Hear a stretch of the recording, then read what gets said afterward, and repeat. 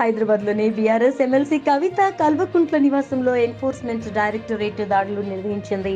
అంతకుముందు ఆమె ఆరోపించిన Delhi liquor scam లో పేరు పెట్టబడింది మరియు ఈడీ మరియు సిబిఐ రెండు విచారణ కోసం సమన్లు పంపాయి. ఎమ్మెల్సీ కవిత తెలంగాణ మాజీ సీఎం కేసీఆర్ కుమార్తె.